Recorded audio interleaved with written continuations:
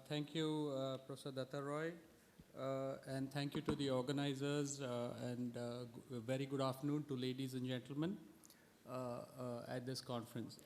At CSTEP, which is the Center for Study of Science, Technology, Policy, we've been working on a lot of policy initiatives trying to contribute at both national level as well as the state level on a variety of programs. For example, the Low Carbon Growth Committee in the erstwhile Planning Commission, the Perform, Achieve and Trade program of the Bureau of Energy Efficiency under National Mission for Enhanced Energy Efficiency. We've also contributing to the development of the State Action Plan on Climate Change for Government of Karnataka, as well as the study on how Karnataka could transform into a green economy by 2025, 2030 time frame. We've heard a lot of very informed listings of challenges that are faced in renewable energy, as well as a number of suggestions to move forward. I would just like to add a few things from CSTEP's perspective in the context of the work that we have been doing. It was very important, we found, when we did the work on the integrated energy security scenario with the Planning Commission, Niti Aayog, where we developed the calculator, the energy calculator for India. We were one of the stakeholders who contributed to that. The main advantage we found as we interacted with renewable energy developers was the needed certainty of policy. And that has been, I think, reiterated time and again, that certainty of policy is by far one of the most important requirements for the growth of RE in the country. The calculator itself, of course, modeled how the renewable energy growth could happen. So that becomes a platform for central policymakers, state policymakers, project developers, everyone who may not agree on the numbers, but at least have now got a platform, a tool to work on to see what the projections are, what the costs are likely to be, how much capacity needs to be added on a per year basis, how much the grid needs to expand to accommodate this capacity, who the consumers are likely to be, and how the DISCOMs could actually adapt to this new changing situation which is going to happen in the next 7 to 10 years. The other work that we are also doing is with Bureau of Energy Efficiency on the Perform, Achieve and Trade program.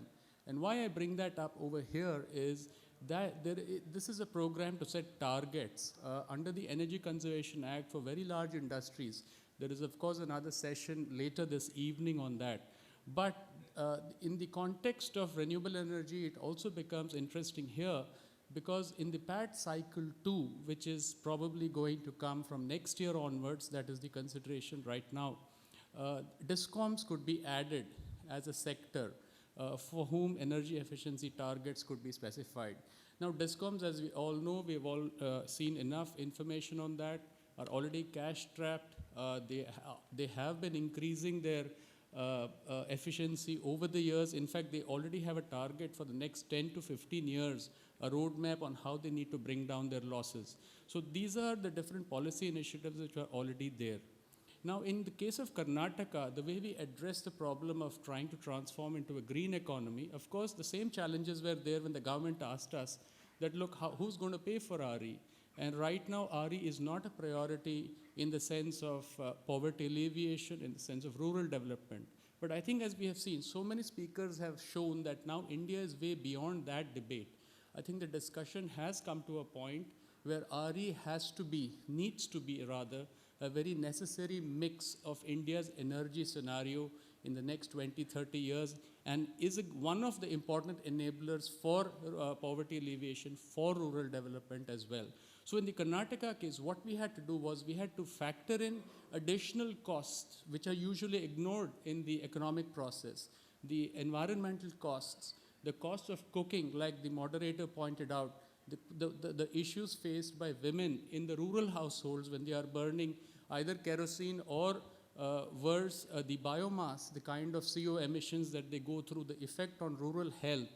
So the kind of rural health benefits, the kind of job benefits, the other kinds of socio-economic benefits brought to the villages, brought to the rural areas, I think then if you factor those in with adequate weightages, along with the financing schemes which Pashupati and others pointed out in the earlier panel, that there is a sufficient case, it's nearly viable, it's getting there, but there's a small gap. But when you look at these other benefits, and I think policymakers, politicians, bureaucrats all see the value of this integrated benefits assessment approach. And rural health is a very, very important component of all of that. The other aspect, of course, is, yeah, the other aspect, of course, which I'll just leave a few thoughts on the question which Harry had pointed out, that there's a common perception that the private sector is, in a sense, viewed with a little bit of suspicion. I think I would agree with that perception, but I would like to point out that the private sector is playing a very, very important role in nation building. There's no way that public money could actually be putting in the kinds of investments that are required in the energy infrastructure for the next 30, 40 years. Now, for example, then the kinds of, we talk about notional losses, but what about the losses that happened when Tamil Nadu asked wind generators to back down? What about the losses because of the transmission constraints, when about 10 billion units could not be sold last year? Those are real losses that have been happening, which have hurt independent power producers and hurt the country. So I think I would simply state that there are challenges, but I think independent power producers, private producers are still national assets. So when we have strained assets or bottled assets, they are bottled national assets, and we need to look at it from that perspective. So with these sort of thoughts, I would like to close my talk here. Thank you very much. Thank you very much.